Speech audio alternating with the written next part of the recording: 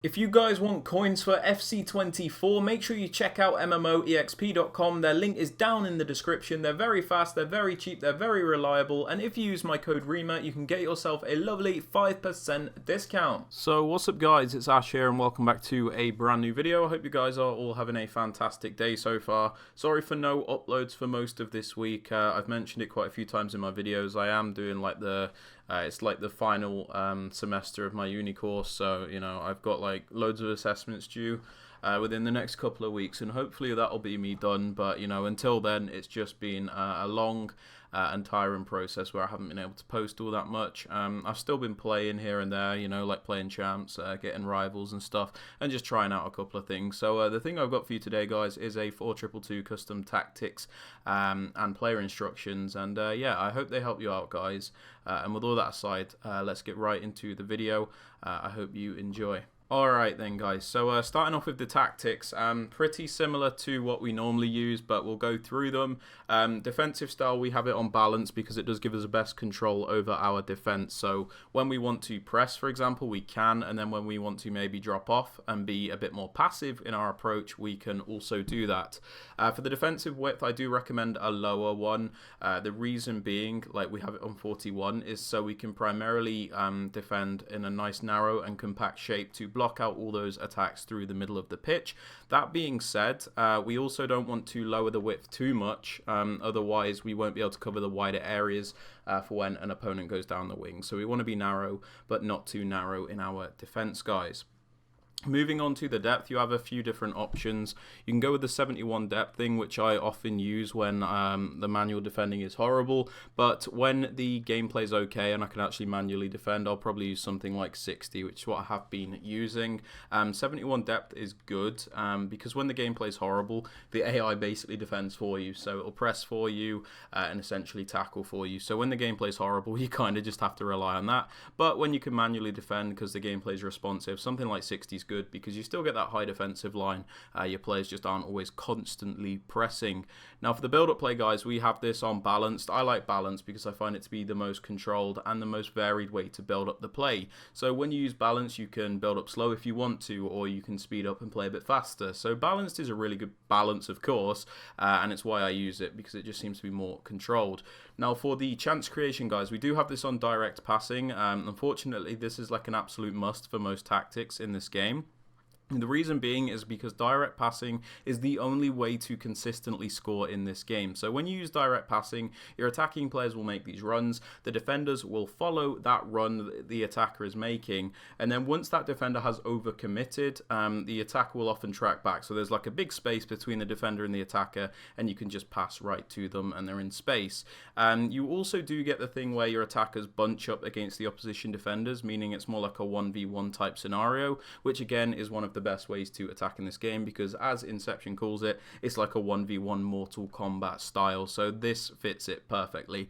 For the attacking width, guys, 53 is what I'm using at the moment, neither too wide nor too narrow. It's just a value I like. I don't like having too much width in a formation like this because it feels like my players are way too far apart from each other and it's really difficult to build up the play, and I also don't like it to be too narrow either because it just becomes way too congested, and if somebody is using like a pressure tactic, there's just like no options in my opinion. Now moving on to the players in box, I have this on 6 at the moment. Get a few players into that penalty area without over committing everybody, so this works for me. You can change it if you like, but you don't have to. And then for the corners and the free kicks at the moment, I just have them both on 2, but again, you can do whatever you want with that, guy. Now moving on to the player instructions, guys, on one of the strikers, we have them on stay central, get in behind and stay forward. We have at least one on stay central so that there is always a focal point in the attack and somebody in the middle, because if you have them both on like drift wide or balance width, sometimes there won't be anybody in the middle to actually help finish off your chances, so stay central on one of them. We also pop them on get in behind so they can obviously utilize their pace to get in behind those defensive lines and get us as many chances as possible. And then because this is like the more like of the clinical strikers of the two, we just have them on stay forward as well, so it's kind of like we always have this one player at least as an outlet. It doesn't matter which striker you put it on though. But the other one, we just have them on balance width, get in behind and basic defensive support. support. I did take a bit of inspiration from Noweezy with this, to be honest with you. I won't lie and say I didn't, but I've tried this out and I actually quite like it. Mainly the balance width thing is the thing I started trying.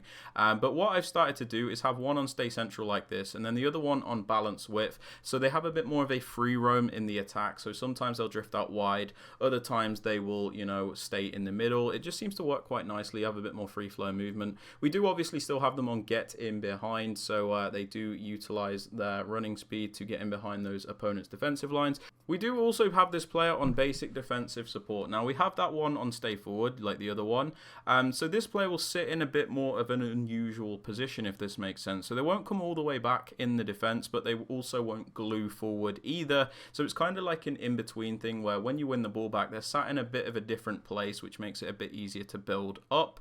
But yeah. Moving on to the right cam and the left cam guys, at the moment we just pop them on comeback on defense. This is still so we defend in that 4-4-2 shape, or even that 4-4-1-1 with how the strikers behave sometimes. But we do this to ensure that it does defend in that 4-4-2 shape, so we have a good coverage of the wings when we are defending, because these players can be a little bit lazy on basic defensive support in my opinion if they don't have the perfect work rates. So come back on defense just to ensure that that defensive shape is as good as possible. For one of the CDMs guys, cut passing lane, stay back while attacking, and cover center. Doesn't matter which one.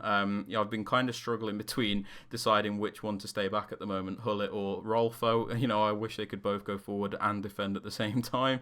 But we just have them, one of them on stay back, cut passing lanes, and cover center, the most defensive option, so we always have at least one back at a time. Then for the other one, just balanced attack, cover center, and cut passing lanes, so they still look to intercept those passes, but they'll defend in the middle areas and join the attack as well when appropriate. For one of the fullbacks guys, balanced overlap. This is my right back, so we have like an overload on the right side. This is just something I like to do, and the overlap run type obviously gives us that extra width when we are attacking to stretch out the opponent. Then for the other fullback guys, we just pop them on stay back while attacking and overlap, so we always have at least 3 defenders back at a time, but when we send them on the run forward, they'll make that overlapping run as well. For the 2 centre backs, we leave them alone, and the keeper, we also leave them alone. But yeah guys, they are the tactics and instructions for the 4-2-2-2. If you guys have enjoyed or found it useful, please be sure to drop it a thumbs up, sub to the channel if you are new, and don't forget to turn on those notifications. And with all that aside guys, I hope you have a great rest of your day, and I'll catch you all in the next video.